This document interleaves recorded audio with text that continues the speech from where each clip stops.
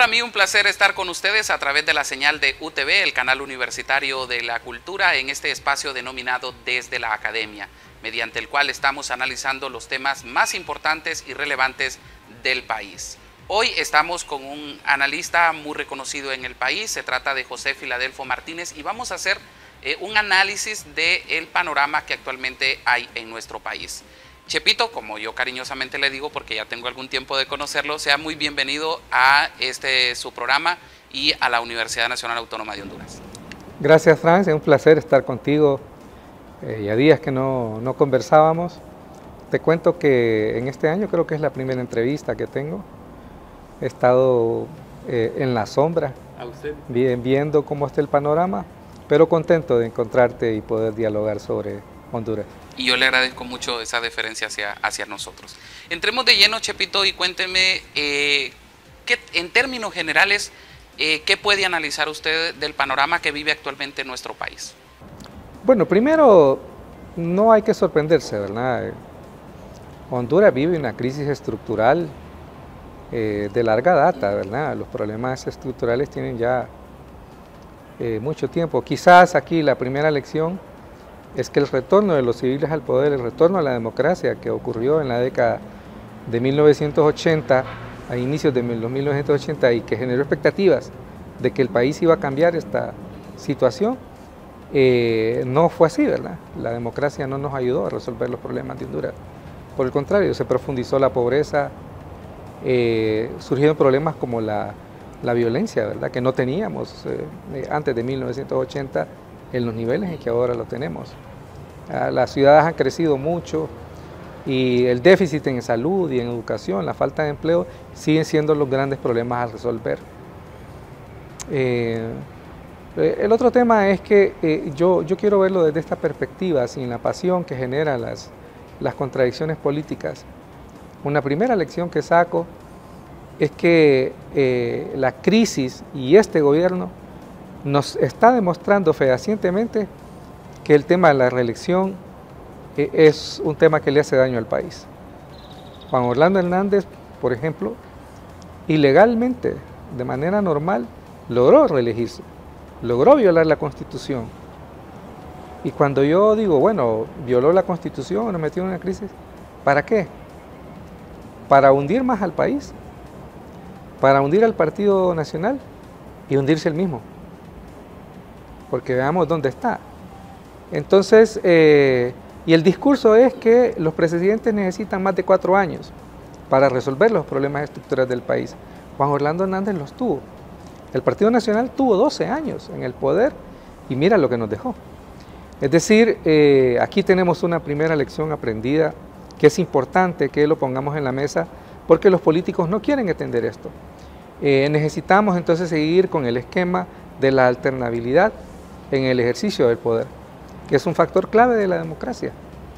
Digamos, lo que está viendo ahora es que esos 12 años afectaron al Partido Nacional, pero también afectaron a la oposición. Tenemos un gobierno con grandes expectativas, pero con pocos cuadros para dirigir el país.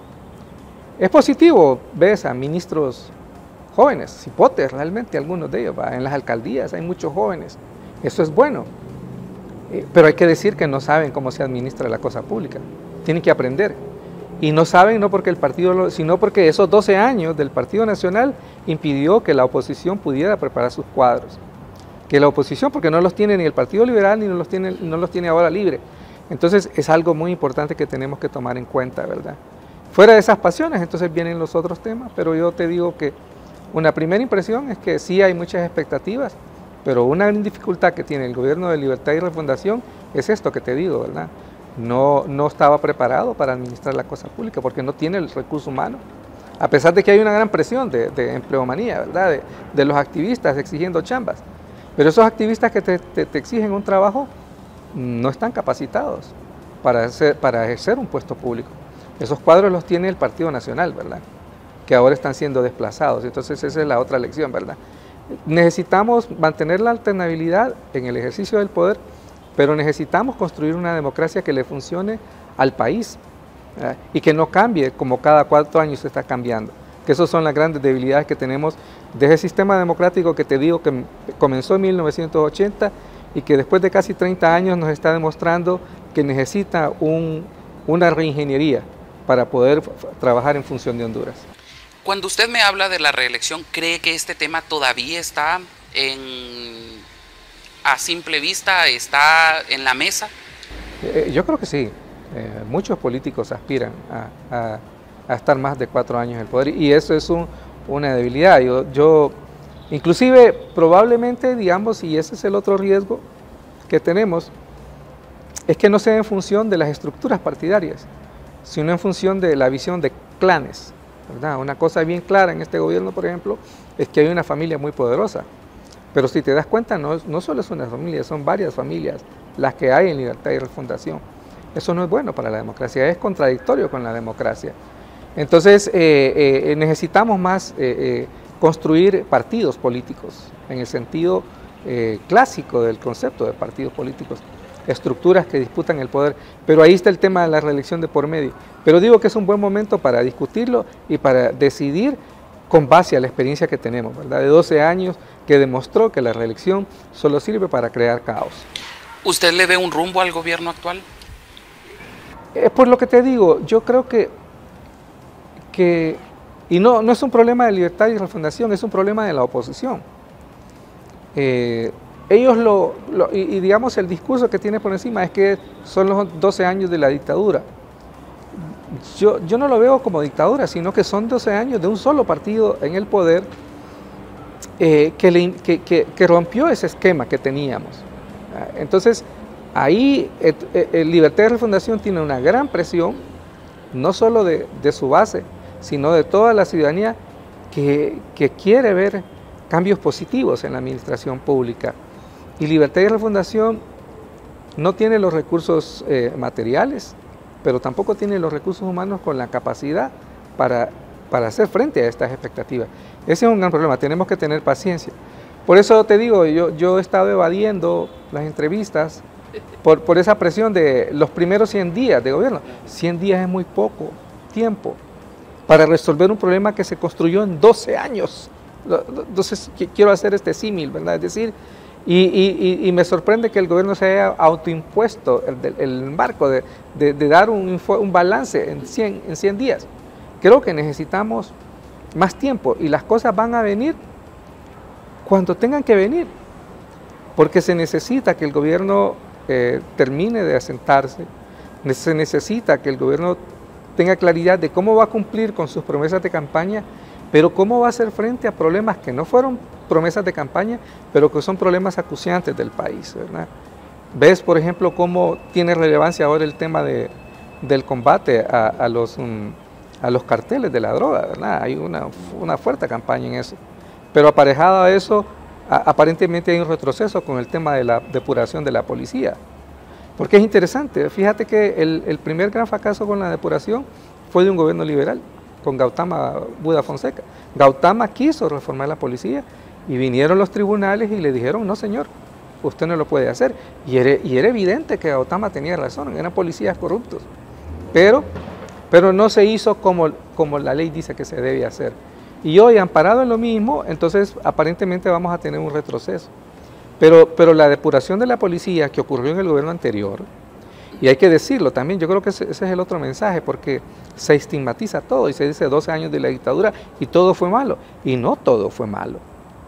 No todo fue malo. Hay que ver en el tema de la violencia, por ejemplo, el pico más alto en el tema de homicidios fue en 2009, ¿verdad? Y el gobierno, como sea, el gobierno anterior logró reducir los índices de homicidio, la tasa de homicidio en el país. Ese es un mérito. Y tuvo que ver con esto de la depuración, tuvo que ver con una modernización de la policía, porque era una policía que estaba extremadamente penetrada por el crimen organizado. Y no nos sorprenda que lo siga haciendo, porque la policía es un actor clave en todo este campo de la lucha contra la violencia. Entonces los narcos y todos estos grupos criminales siempre van a intentar penetrar la policía. No nos debe sorprender. Lo interesante es que esto avanzó y ahora aparentemente puede haber un retroceso. Ahorita que usted menciona el tema de la policía y de los depurados, muchos están pidiendo reintegro y algunos ya han sido reintegrados. ¿Cómo mire usted? Por eso te digo, es de alto riesgo. de alto riesgo. Por eso empiezo mencionando lo de Gautama, porque quiere decir que estamos en un ensayo y la tesis y error. No, pero aquí es el error y luego ensayamos cómo cometer de nuevo. No hay, aunque sí hubo, insisto, en el gobierno anterior sí hubo avances sustanciales en el mejoramiento de la policía. De hecho, ves cosas que están ocurriendo ahora que no se pueden hacer en el tema de seguridad si no se hubiera construido todas estas capacidades que ahora tiene la Secretaría de Seguridad. Y hay que darle el mérito. No hay que ser egoísta en ese sentido, ¿verdad? De decir que todo fue malo. No todo fue perfecto, pero es que es un tema muy complejo como para decir que todo fue bueno. Por supuesto que hay cosas por mejorar y hay cosas que hay que mejorar ya, pero no hay que hacerlo demagógicamente. Y en el tema de la depuración, probablemente se cometieron algunos errores, pero yo te puedo decir que en general la depuración ayudó a mejorar el tema de la policía. Y sería un error entonces retroceder en este aspecto. Ahora bien, ¿es válido que el actual gobierno culpe de todo a la administración anterior, a los 12 años anteriores?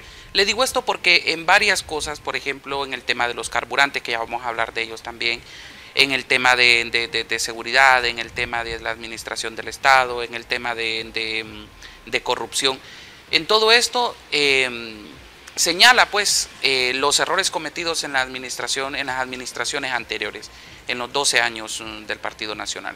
¿Es válido? ¿Es correcto que lo estén haciendo todo el tiempo? El otro día escuché a la designada presidencial Doris Gutiérrez y dijo algo que se escucha muy poco. Dijo, ya no somos oposición, ahora somos gobierno. La pregunta para mí no es si es válido o no. Es un recurso que el gobierno tiene, ¿verdad?, para justificar. Y ahí te digo otra vez, es que se autoimpuso el tema de los 100 días. Pero es un discurso que es muy limitado en el tiempo.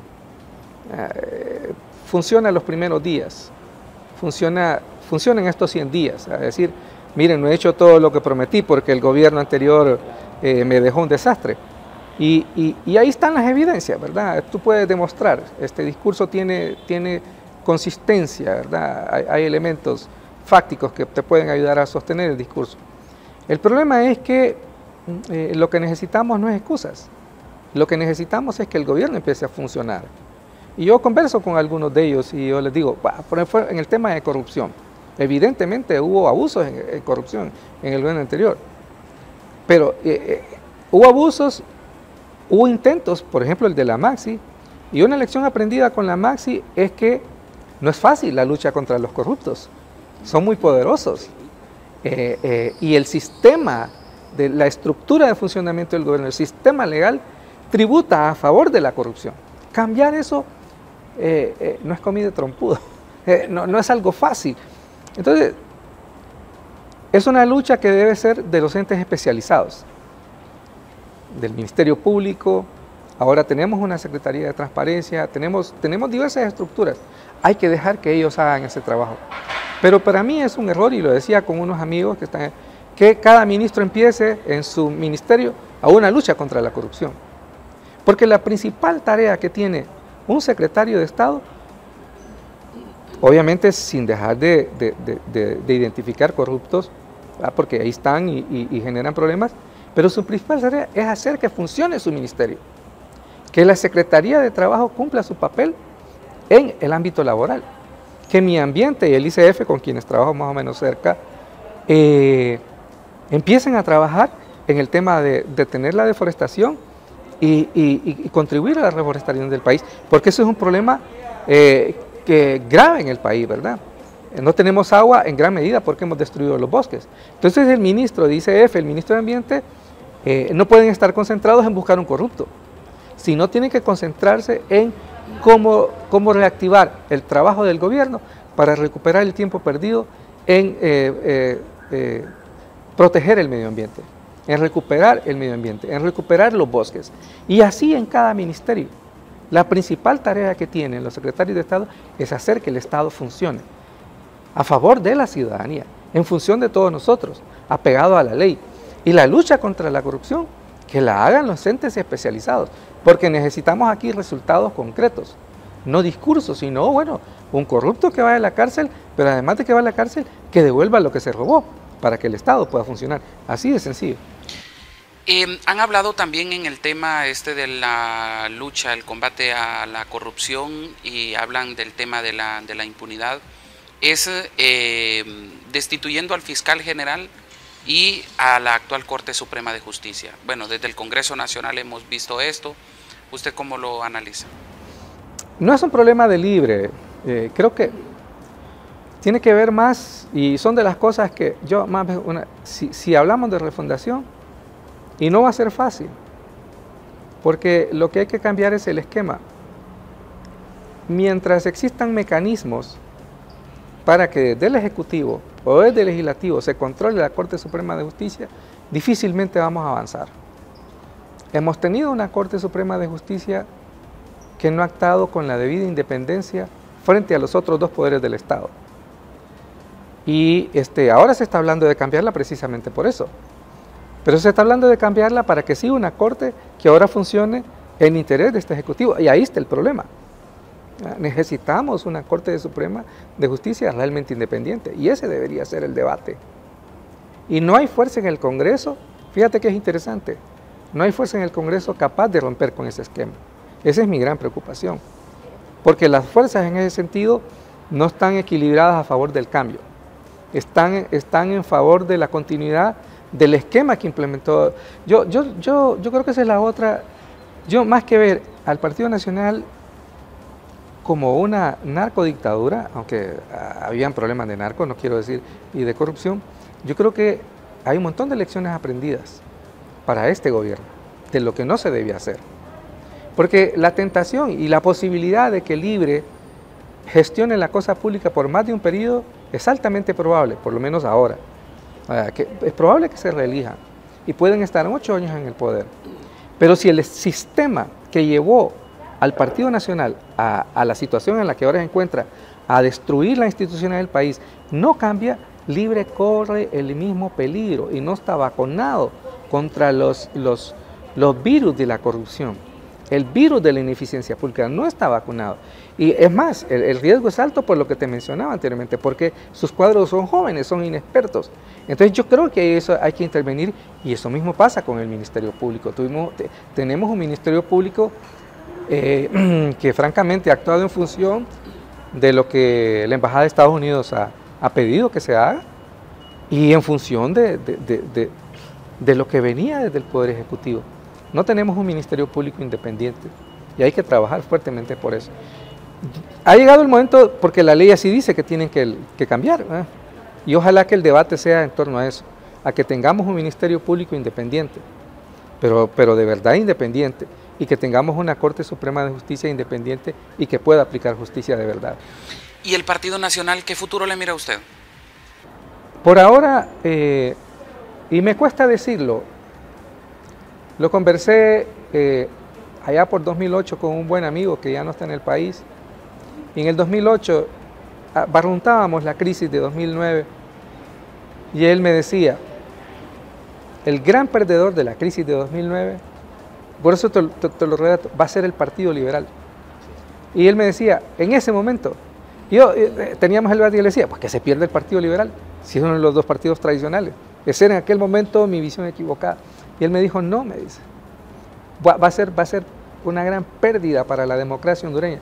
Y hoy yo recuerdo a este amigo como muy sabio, porque, digamos, uno de los graves daños del golpe de Estado fue precisamente que el Partido Liberal se fracciona, que el Partido Liberal se convierte en una fuerza política inocua, sin la capacidad para decidir sobre los grandes problemas del país. Entonces, ahora, como por los 12 años de cansancio del Partido Nacional, la tentación de destruir al Partido Nacional es alta, es altísima, todos. Pero y ese es el gran reto, y el gran reto es que en el Partido Nacional no se perfila una fuerza rejuvenedora, una fuerza con capacidad de poner al Partido Nacional a la altura de las circunstancias. Pero en función de la democracia, en función de los intereses de Honduras, necesitamos un partido político que haga oposición a Libre.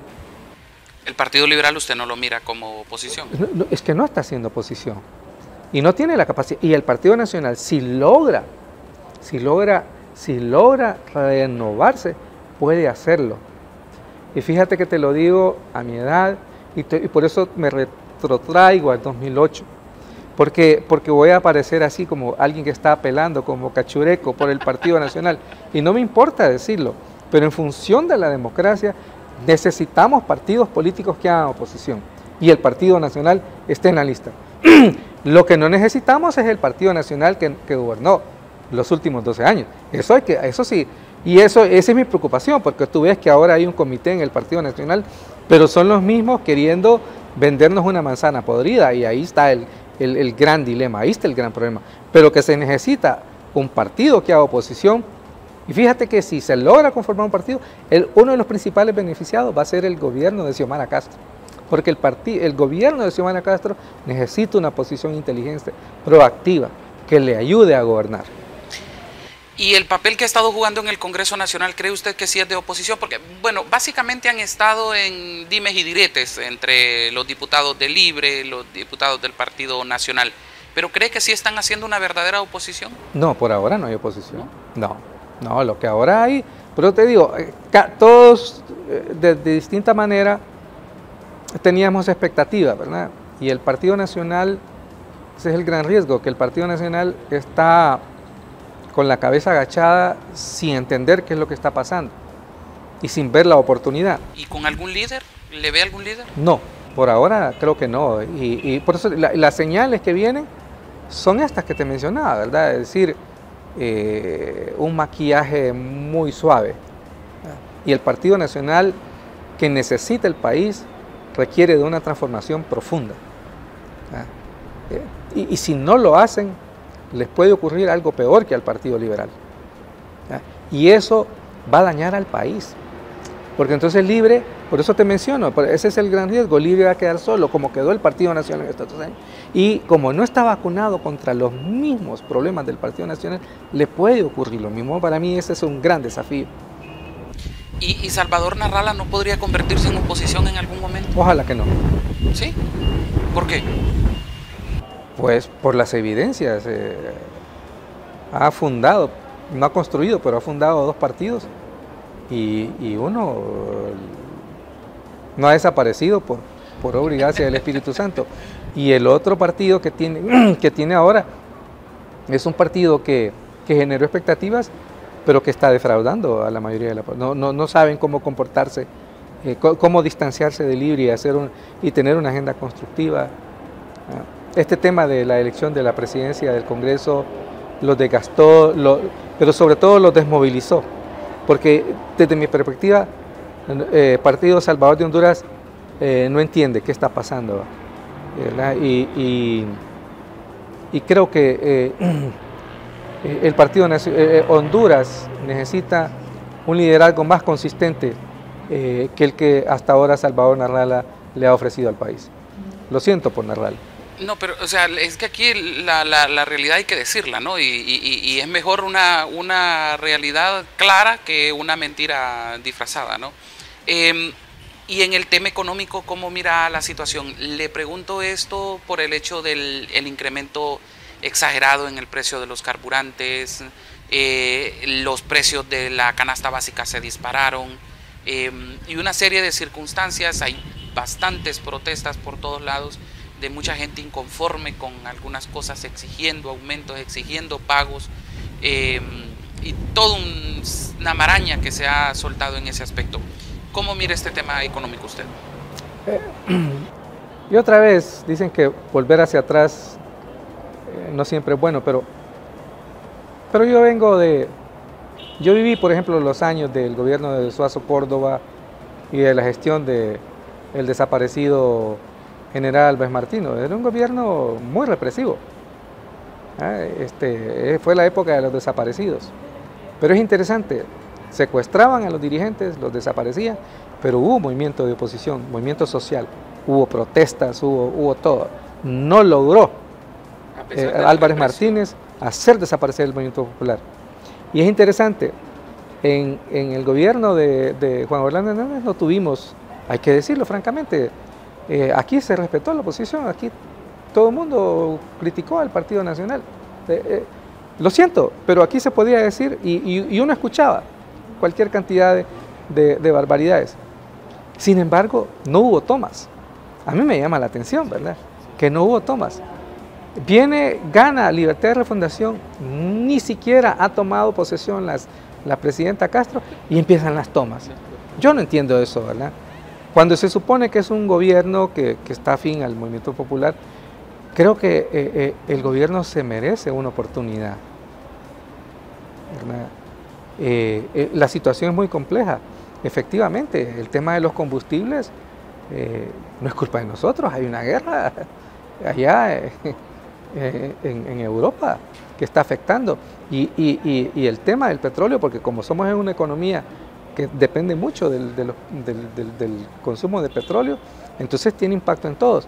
Y entonces ahí te confundes porque, si bien es cierto, hay una crisis,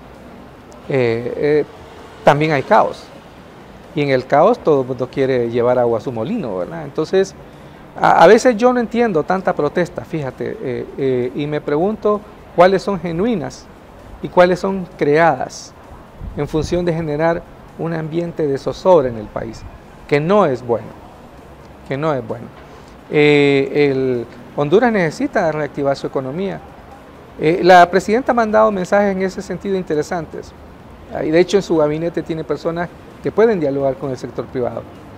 Pero necesitamos reactivar la economía, necesitamos generar empleo, porque definitivamente Estados Unidos tiene una política de cerrar sus fronteras, entonces tenemos que crear las oportunidades aquí, pero para eso necesitas estabilidad, para eso, repito, necesitas que el Estado funcione. Ese es el gran reto que tenemos, pero si tenés a los ministros ocupados aquí, sofocando una huelga por acá, sofocando una toma de carretera por acá, entonces, ¿cuándo van a poder gobernar? ¿Cuándo van a poder gobernar? ¿Cuándo van a poder hacer su trabajo por el cual, y te lo digo yo porque yo no voté por ellos, ¿verdad? Yo voté en blanco, porque ya, no me quiero jactar, pero los problemas son tan difíciles, ¿verdad? Que miraba que esto venía. Y el gobierno, y eso es lo que, por eso acepté, porque creo que hay que dar el mensaje de que tenemos que darle una oportunidad al gobierno para poder cumplir con el gran desafío, no solo sus promesas, sino lo que está más allá de las promesas. Honduras necesita cambiar, Honduras necesita aprovechar la oportunidad de que la cooperación internacional le está dando un reconocimiento porque es la primera mujer presidenta, porque tiene un gran caudal electoral, porque por muchas cosas. Entonces hay que aprovechar eso para, no solo para corregir, hay problemas que trascienden los 12 años de lo que aquí se denomina narcodictadura. Y resolver eso requiere mucho poder, mucha confianza en el Ejecutivo. Y eso es una cosa que tenemos que recuperar. Confianza en cómo funciona el gobierno. La reputación del gobierno tiene que cambiar. Pero para que eso ocurra, el gobierno tiene que funcionar como se debe. ¿Y este tema de los carburantes le ve salida a usted? ¿O solo hay que esperar a que...? Bueno, yo creo que en general,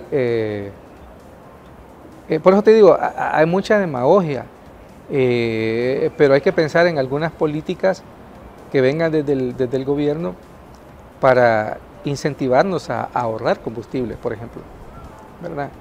Y te queda bien claro, ¿verdad? Que no podemos, que sí tenemos que cambiar, ¿verdad? El esquema, depender del petróleo para mantener nuestra economía. El petróleo, hoy es la guerra en Ucrania, pero te digo, las grandes corporaciones que dominan el negocio del petróleo se van a inventar cualquier cosa para mantener los precios del petróleo a un nivel que lo que hace es profundizar la pobreza en países como Honduras. Chepito, yo quiero agradecerle este espacio, quiero agradecerle que se haya tomado el tiempo de acompañarnos, de que analicemos, aunque sea un poco, los temas de país, porque son tantos, sí. Y son tantos los problemas que hay en este país que uno como periodista debe de ser un poco alejado de esas emociones que se dan en la sociedad, porque, por ejemplo, con el gane de doña Xiomara Castro se crearon muchas expectativas. La gente se imaginó que en 3 meses la situación ya iba a estar normalizada. Y eso no es así, pues, porque se quiera o no, como usted bien lo señala, hay toda una historia de problemas en Honduras. Y no son problemas de de hace 12 años, como usted mismo lo dice, sino que son problemas estructurales. Yo creo que de las cosas que recoge la historia de nuestro país es, por ejemplo, el robo descarado que se hizo cuando se iba a montar un ferrocarril en Honduras. Se pide un préstamo al Banco de Londres y el dichoso préstamo nunca llegó a Honduras. Por nadie. Exacto. Entonces fue, óigame, ese fue otro caso tan grande, ¿no?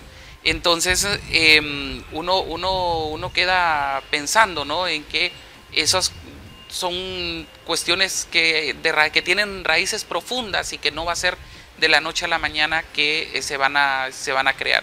Pero coincido mucho con usted cuando señala de que hay mucha expectativa en la población de que hay que darle un poco más de espacio al gobierno para que pueda solventar o dar luces para solventar los problemas más estructurales de este país. Y agradezco mucho también de que sea pues ya este año el primer medio al que le haya dado esta entrevista. Muchísimas gracias. Te agradezco, Francis, y ojalá que realmente el gobierno pueda cumplir con todas las promesas. Así es, muchísimas gracias.